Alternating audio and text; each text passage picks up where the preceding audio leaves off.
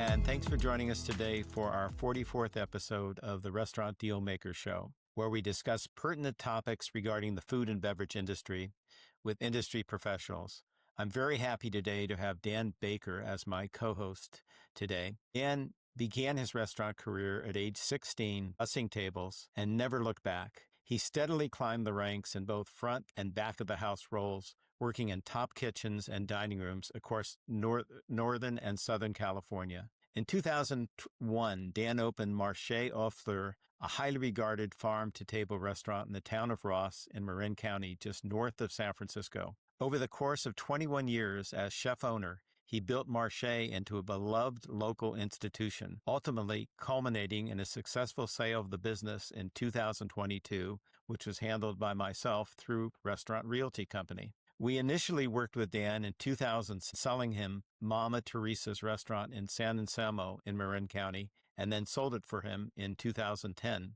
Following that chapter, Dan took on the role of Culinary Director for a prominent Bay Area restaurant group, where he oversaw kitchen operations for 9 restaurants across 5 unique concepts, including deep dish pizza, elevated Mexican cuisine, and modern taverns. He then launched a successful consulting business working directly with restaurateurs to develop menus, hire and train key staff, and implement systems to improve operational efficiency and control costs. Now, an active agent at Restaurant Realty Company, Dan leverages his extensive and versatile industry background to help restaurant owners sell their businesses on their terms. His deep understanding of both the emotional and operational sides of ownership allows him to guide clients through the complex sales process with empathy, precision, and professionalism. Dan approaches each transaction with quick responsiveness, attention to detail, and unwavering follow-through. Having successfully navigated numerous change of ownership, health department inspections, ABC license transfers, SBA loan processes, and complex lease assignments, Dan brings a deep understanding of the many moving parts involved in a restaurant transaction. His ability to anticipate potential roadblocks and proactively manage the deals ensures a smooth, efficient path to closing for the benefit of sellers, buyers, and landlords alike. Welcome, Dan, and thanks for joining us today. I'd like to begin by asking you the first question. What was your first restaurant job, and what drew you to the industry? Hey, Steve. Thanks for having me today. Our pleasure. I kind of had the classic restaurant beginning. I started bussing tables at 16 as soon as I was old enough to work. And I think I knew I always wanted to get into restaurants. My family didn't own any restaurants, but we liked dining out. We were the family with the takeout drawer, the drawer full of takeout menus. And, 2 or 3 times a week, my mom was getting takeout. I felt very comfortable in restaurants. And as soon as I was old enough, I went into this local family-owned Italian restaurant, got a job as a busser on the spot. And as you said, never looked back. I was immediately drawn to the energy, the people, being part of something. And even at like an entry-level position, I felt like a valuable member of the team. So I worked there through the end of high school and then would return summers and holidays through my college years. And eventually I would meet Holly, who would eventually be my wife and business partner for Marché. Yeah, that sounds like a similar background to how I got in the business, although my father owned a number of restaurants. And so when I turned 15, I got to start washing dishes. I did that on Saturdays and during the various vacations, part-time during the summer. And then after 1 year, I got to cook through high school. And then after that, a couple of college degrees and a stint in the service and started, full time. But yeah, very similar, starting at a very young age. We both got indoctrinated before we knew any better. I think that's right. That's really what happened. Anyway, so what inspired you and your wife to open Marché Fleurs in 2001? Well, I moved to LA.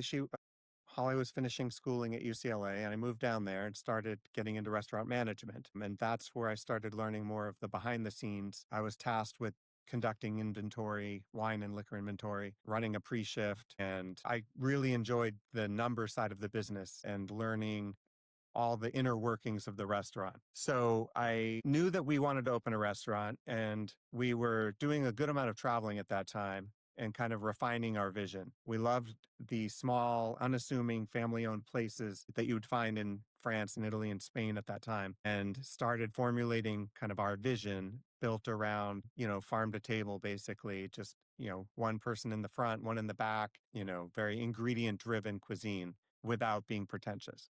And that's kind of what moved us. And we would eventually open Marché with those principles in mind. Very cool. So you opened in 2001, and then 6 months later, 9/11 hit. How did that moment shape your early years in business? Well, at that point we were winging it. We were very young in our 20s and still learning the business. And when 9/11 hit, like everybody else, we were stunned.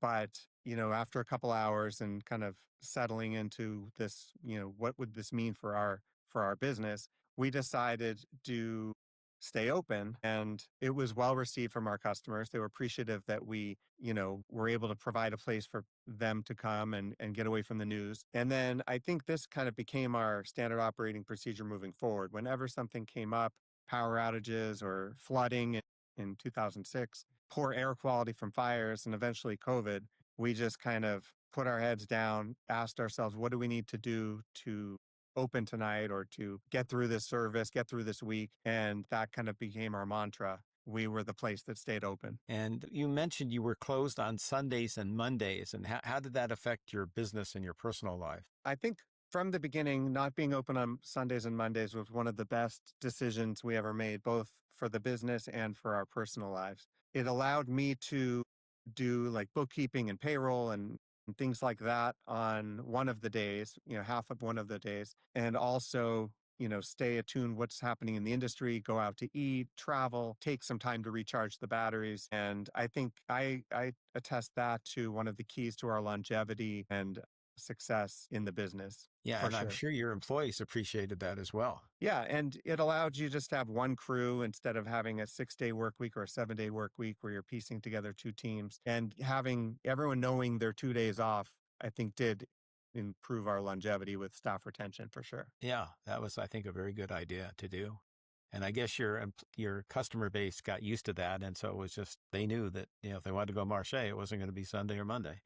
And Exactly. And I think that in the early years, that was something that was possible. I think it's harder and harder now for restaurants to have that boundary of 2 days closed because, the costs of rent have increased so much that a exactly, lot of restaurants feel pressured to be open more days, and it doesn't offer them that opportunity, which is a really, challenge for sure. yeah, because I mean, you still got to pay rent, you still got to pay insurance, right? Your Yeah. utility Those costs fixed may go costs. down. Yeah. Yeah, utility costs may go down, but I mean, you still got a lot of fixed costs that are not going to be amortized by those 2 days of no sales. So I know that's an issue. I know when my father decided to convert some of our restaurants to 24 hours, one of the rationale was other than he thought there was a market for a late night business in San Francisco was to help amortize those fixed costs. You had more hours to basically go towards paying rent and insurance and those other costs that keep on going, whether you're open or closed. You built a loyal and longstanding team at Marché. The audience that doesn't know much about the area that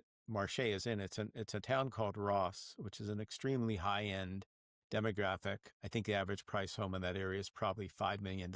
It's probably one of the most expensive residential neighborhoods in Northern California for sure. And so it's a very demanding market. And I know from my own past experience being a restaurateur, if you don't execute properly, especially in a very close-knit market such as Ross, you're going to be history. So obviously, what was your approach to creating that culture and how did you execute so excellently as you did?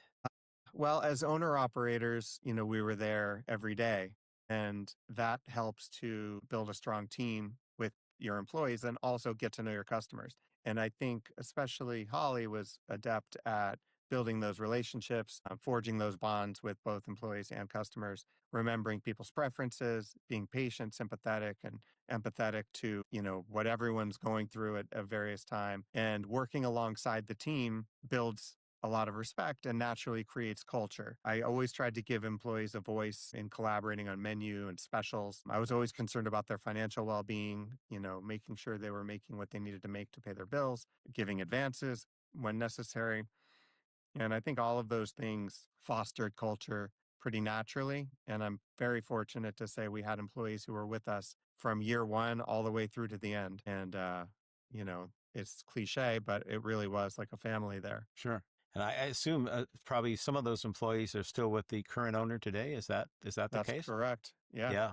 Right. And that was an interesting experience, which we'll talk about shortly here. You and I met initially when you bought your second restaurant in San Anselmo, where I was representing the seller. How did that experience go from your perspective? Well, it was 2006. Sales at Marché were kind of stagnant, and we convinced ourselves that in order to bring in enough income to support, and we now had a kid, and to eventually not have to be behind the stoves every single day of the week, the answer was opening a second restaurant. It was right in the farm to table movement, and we opened AVA Restaurant, which was a hyper local kind of love letter to California, where everything was sourced in the state, and whether it's grain, wine, produce, obviously, but we have such a bounty here. We wanted to kind of showcase that for our customers. So we opened AVA, and we learned a lot of hard lessons in that experience. Opening restaurants is the fun part. It's a creative outlet. You get to make all these fun decisions and lighting and menu and all of that. But then you have to operate them. And what we found was there really weren't any economies of scale having these two businesses a mile and a half apart. We thought it would, you know, directly improve our bottom line. But what we found was the efficiencies just weren't there. Bouncing from one to the other, having to staff a little heavier, because I think an owner is worth about 1.5 to 2 employees as far as how much they care and how hard they work. So by not being present, having both of us there, we had to staff a little heavier. We also learned that employees don't behave the same when the boss isn't around. So if there was a time that neither of us was in one of the locations, almost as soon as you walk out the door, things start going awry. People are, well, I don't need to go into detail. I think you can Yeah. imagine. Yeah. And then also I miscalculated the concept. And this is something that I apply now when I'm doing, consulting. I have a better understanding of this, but we wanted to be at an approachable price point and offer a very high quality product at a very reasonable price. But because of the size of the restaurant, the number of seats that it had, we weren't generating enough revenue. We only had about 35, 40 seats. We had an outdoor patio that was usable about 6 months out of the year.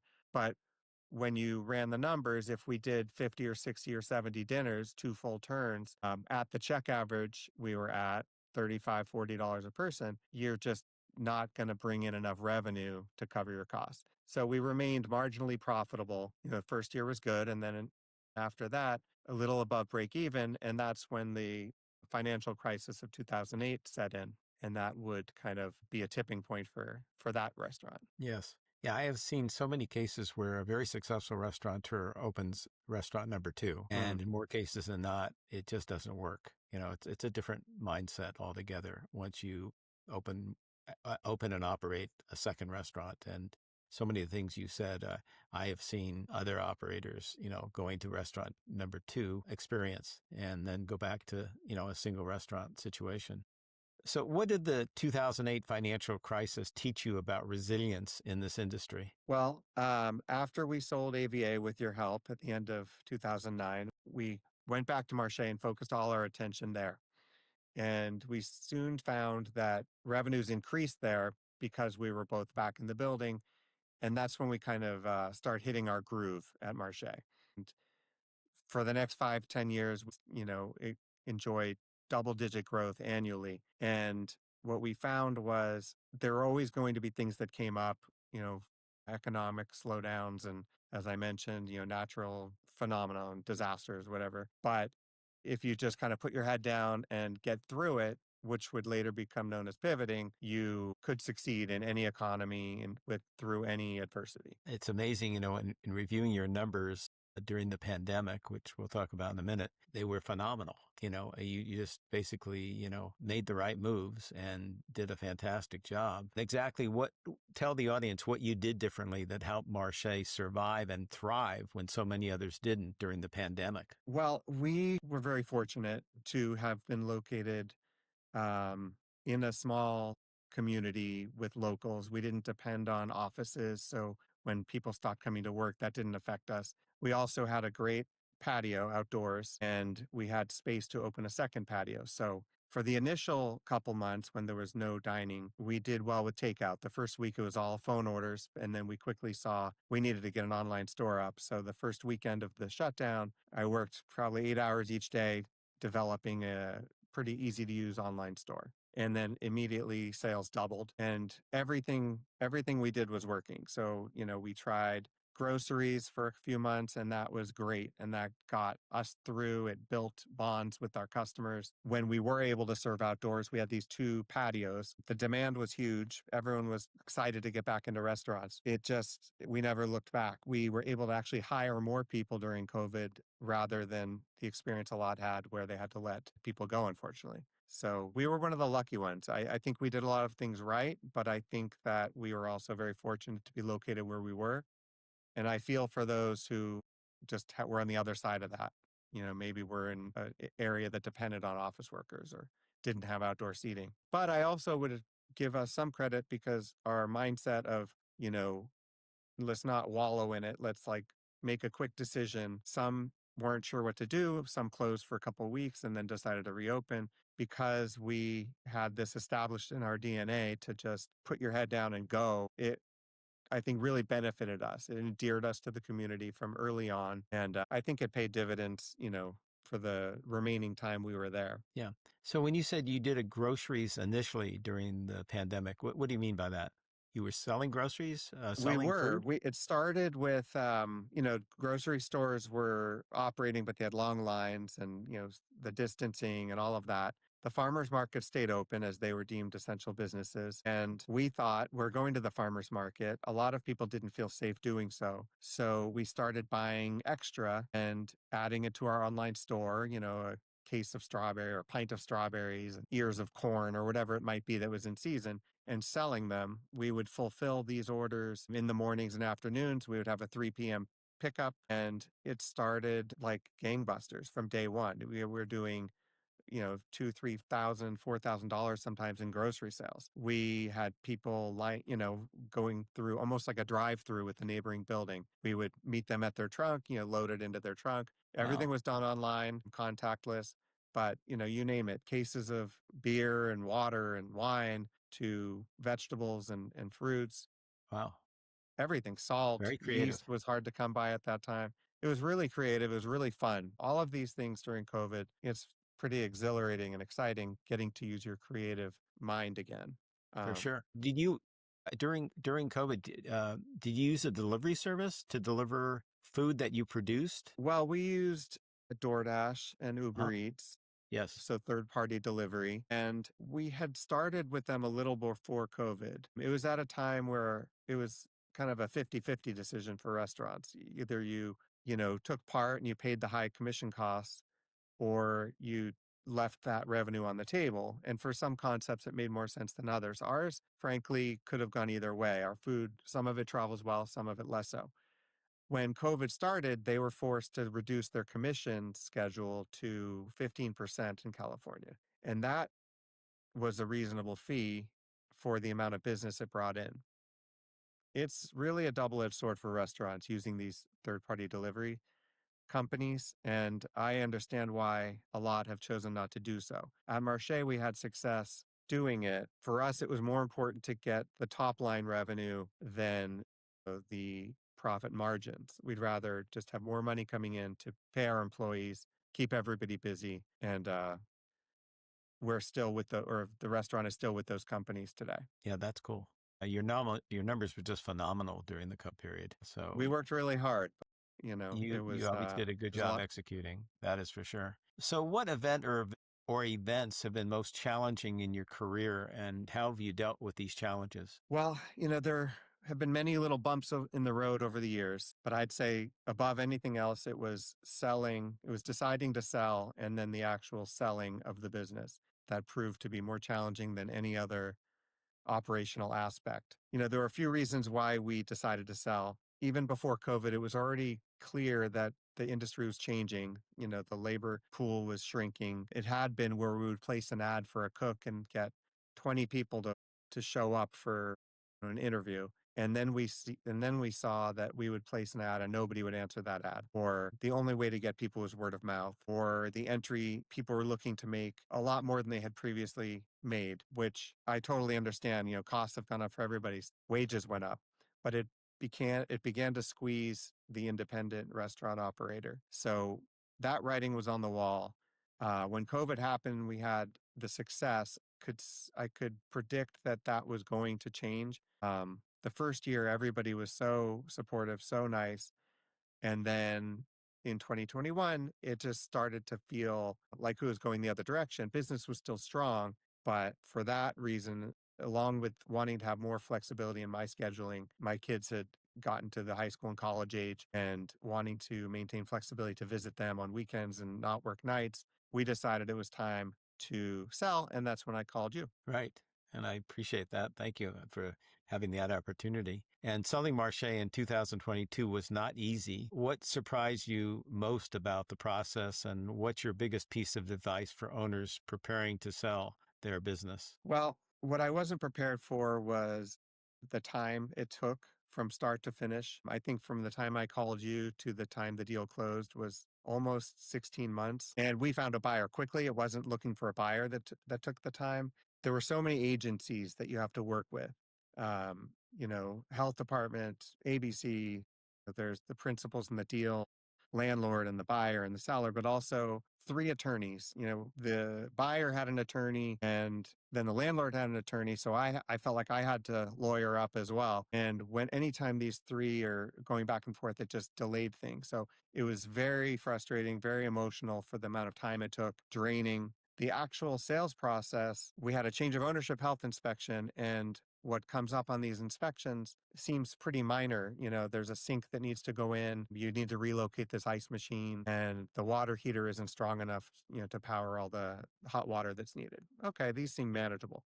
But in the end, it leads to tearing up the floor, burying the grease trap, connecting all the sinks, installing floor drains, retiling the entire kitchen. During the process, walls are discovered to have some water damage, that they replace the sheetrock. Then the plumbing and the electrical need to be upgraded. The water heater, the way the health department does the water heater test is they turn every faucet in the entire restaurant on hot. And then they measure, is there enough hot water to service all these things at the same time? That to me is one thing that needs to be looked at. You're never going to have every single bathroom faucet, kitchen faucet, all working at the same time, but that's what the code says. So we had to get two tankless water heaters. Those needed to be powered by a new 2-inch gas line. We had laid 150 feet of gas line. And in the end, all said and done, new sinks, new connections, new water heaters. It was about $120,000 remodel. Because we were selling this as a going concern, it was the seller. Usually it's the seller's responsibility to make sure the restaurant is up to code. So that we had to satisfy that. And in order to keep our team in place for the new owner, we paid them. We thought it was going to be a 3 or 4 week closure when we kind of agreed to this deal point. But in the end, it took 14 weeks for this Right. construction. So It was in the brutal. end, we learned a lot. It was very emotional. It was very difficult, but with your help, we stayed the course. To some degree, it's a leap of faith because you're putting a lot of money out there in advance without being guaranteed what the result will be. So, we had some tough conversations at the house. I'm a little less risk averse than Holly is. So, we were kind of feeling conflicted in what the best. Do you just walk away and say goodbye to your business, or do you invest in selling your business? And in the Right. end, that's what we did. And fortunately, it worked out. Yeah, unfortunately, you got a good price. Yeah, yeah. Dan brought up a very interesting point that in many counties in California, especially Northern California, there's a change of ownership health department inspection, which basically sets the bar at the current requirements of today. So a lot of older restaurants, they just operate normally. They have their yearly or periodic health inspection.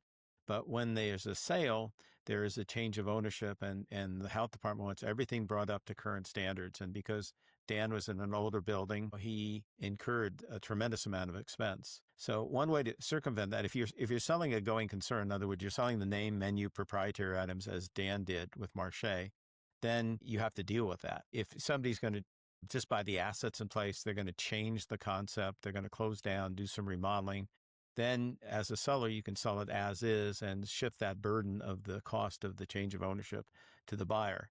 And then typically, if that's the case, the price is adjusted accordingly. So it's just something to be aware of if you're in Northern California and you got a aggressive health department that's going to enforce change of ownership health inspection, which is mandatory in many counties in Northern California. It's not a big deal in Southern California as it is here. It really doesn't trigger in Southern California until you do major remodeling, and then you got to bring everything up to code. But anyway, so Dan, after selling Marché, you oversaw operations for a group of 9 restaurants. What was that shift like from hands-on owner-operator to managing from a distance? Yeah, that was challenging. It took some practice. I didn't have to do a lot of delegating at Marché. I was there. I could be alongside my team, working together. I could, I tried not to micromanage, but let's be real. I think owner operators do a little of that. But when I was overseeing all these other restaurants, I needed to improve my communication skills and my trust in others, and also develop systems to track, key metrics like labor and food cost. And I had to develop more refined recipes in English and Spanish with pictures and build sheets and things, because I wasn't physically there to see the plate, taste the seasoning. At Marché, there was a lot of to taste. We made something, we tasted it, we added a little salt or did this or did that to tweak it. But when you're responsible for all these other kitchens and you can't be there, you have to figure out another way. Another thing that I had to get used to and get comfortable with was keeping an eye on online reviews, which for the most of my time at Marché, we adopted the head in the sand approach. We did not want to see them. We did not respond to them. As an owner operator, it can be difficult to read the feedback. And when you're there and you feel like you're kind of attuned to what's going on, you know what the issues are, having someone give a 1-star review can be just a little more than you can handle after a long work week. So we tried not to read the reviews at Marché. You can't take that approach when you're overseeing restaurants where we have multiple units and you're not there. So that took a little getting used to as well. Right. And so what are the qualities of a good leader that you regularly practice? For me, being a good leader means accountability. I'm accountable to my team. I take pride in my follow through, my clear communication. If I make a mistake, I have no problem admitting that. As far as empathy goes, I've worked with some amazing people over the years who haven't had the opportunities that I have had, and I feel for their situations. I'm very happy to talk to anybody who needs help, who's maybe thinking of getting in this business. My name is on quite a few leases around Marin County for people who couldn't get an apartment without a cosigner. So to Nice. me, accountability and empathy are kind of my leadership, what I consider to be important. Right. That's very admirable. So after you were with that restaurant group, you next phase was you opened a restaurant consulting business. And what are your strongest areas of expertise, and how do you use these strengths to overcome the major challenges of the business, and how that related to your success in the consulting business? Well, having had 35 years in the restaurant business, I feel that I'm good with both the creative aspects, the design process, menu development, recipes, curating a wine list or a beverage program, but also the numbers part of the business. And a lot of people favor one over the other. I enjoy both. So I can help upstarts, decide if a project is viable, if they should really be doing this, look at the lease, what is the rent, can they make money there, applying what I learned at the second restaurant AVA. How many seats are there? What is your check average going to be? Can you bring in the revenue? Is this business even something you should consider? In many cases, I am talking people out of getting involved in a certain project. I'm also becoming an expert with this health department process, having gone through it, as we've discussed. I've recently been a panelist on the County of Marin Health, EHS, Environmental Health, did a workshop where they're trying to kind of bridge the gap between the public, the restaurant, and the health department, kind of finding common ground and figuring out how to make the process a little easier. I was a panelist on a couple of topics to try to kind of help improve this process and make things more reasonable for all sides. That's great. So, what led you to get your real estate license and join Restaurant Realty, which we're very grateful that you did? And thank you for that opportunity. After selling, Marché, I knew I still loved restaurants and I wanted to stay restaurant adjacent.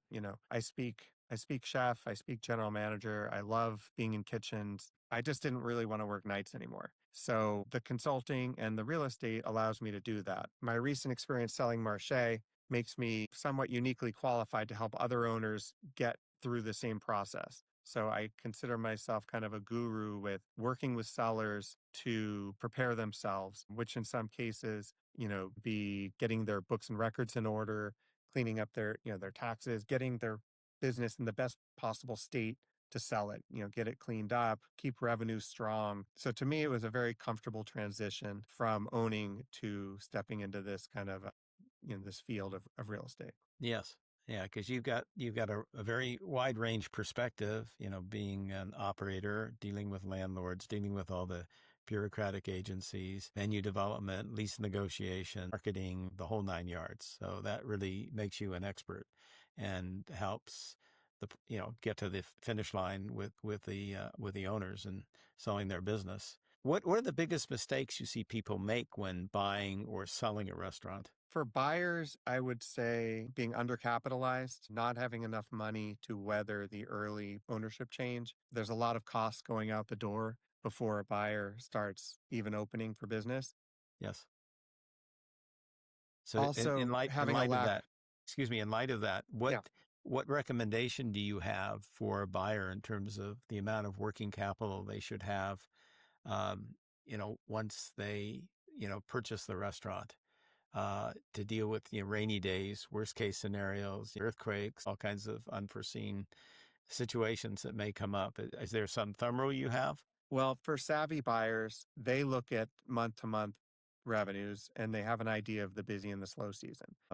And they're able to predict their expenses with more accuracy. As a general rule, we recommend 6 months of payroll as a kind of a number to estimate what they will need. So if the monthly payroll is, $10,000, they need to have $60,000 of operating capital in addition to being open and generating revenue, building an inventory, and so on. The challenge for upstarts is, like you said, weathering the unexpected. And as we've seen in this business, there's always something that comes up, power outages and other, economic things. So it's always better to have a little more than you need, and because, there are restaurants that they're just one utility bill away from, not being able to pay that and being forced to close. Absolutely. So having a reserve, I think the 6 month payroll is a good barometer to Yeah, have. I also see that a lot of buyers are lacking experience and they think that they want to get into this business because it looks fun or they had a friend who did it and did well, Yes,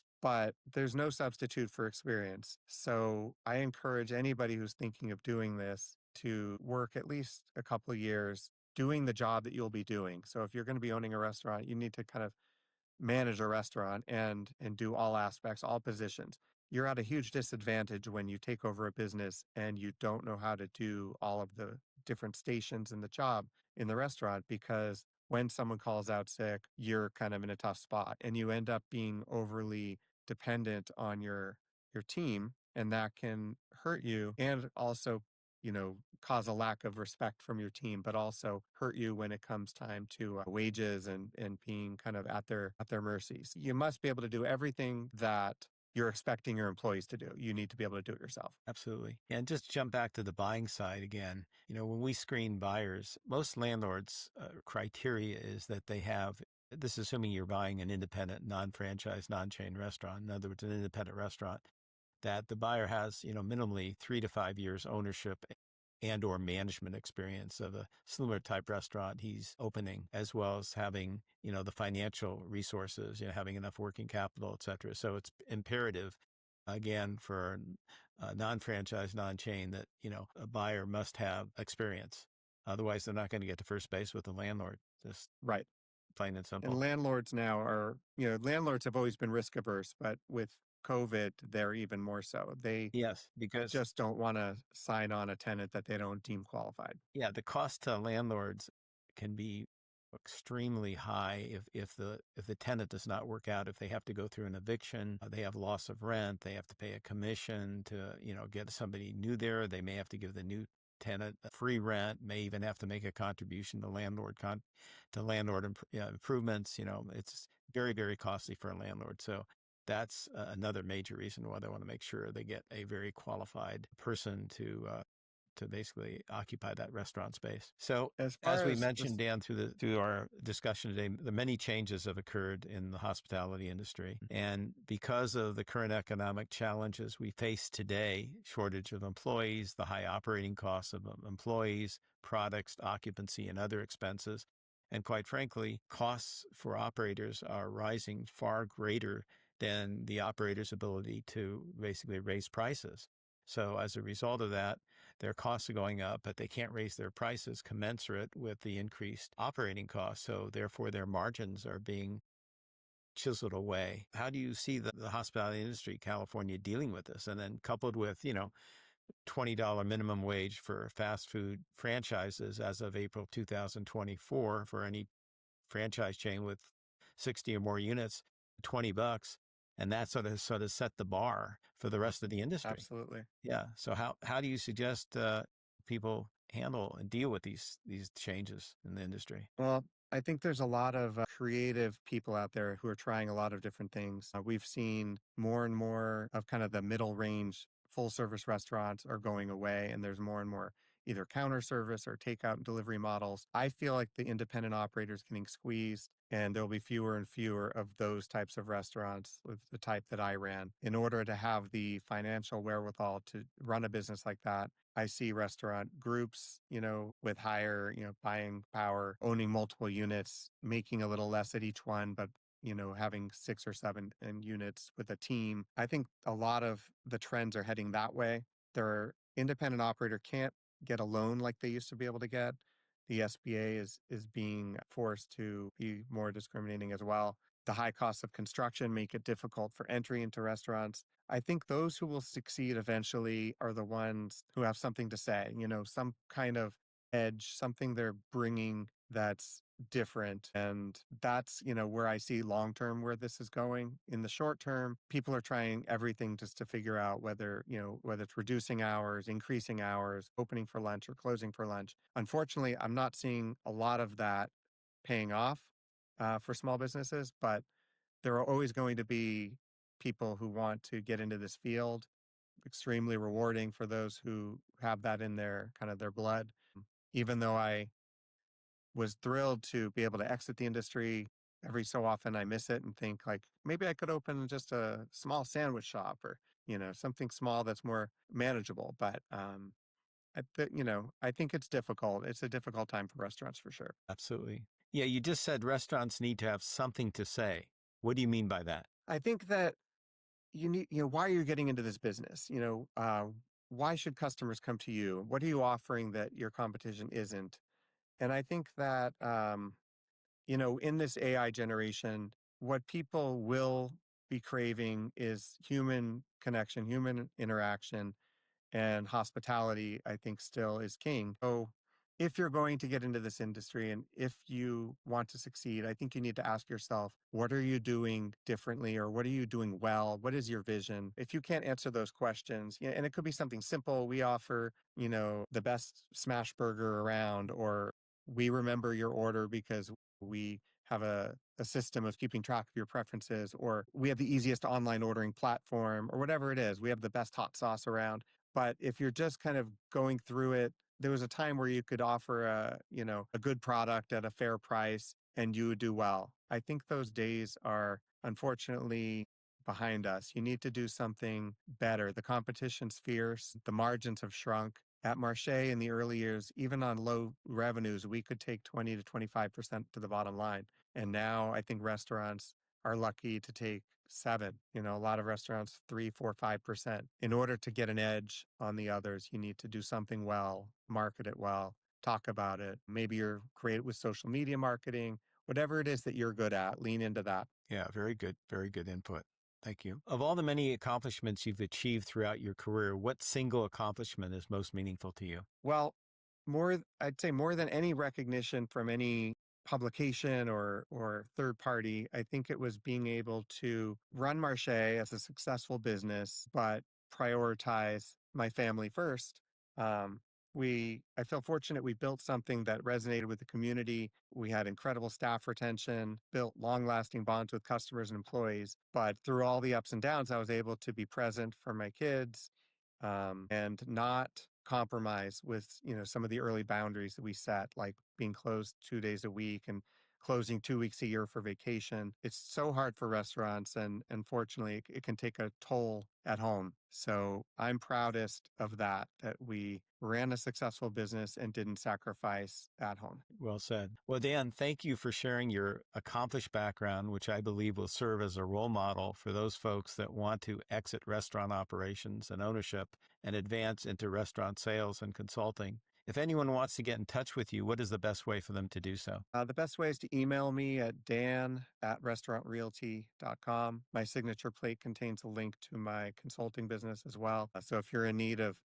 consulting or want to, discuss possibly selling your restaurant, that's the best way to get in touch with me. Okay, thank you so much. Appreciate your participation today. And thanks our audience for joining us. And if you want to get in touch with me, you can email me at steve@restaurantrealty.com, or I can be reached toll free at 888-995-9701. Take care of yourself, take care of others. And again, thanks for joining us today. And Dan, thank you for the excellent input that you gave us. Well, thank you for having me. Sure, it's a pleasure.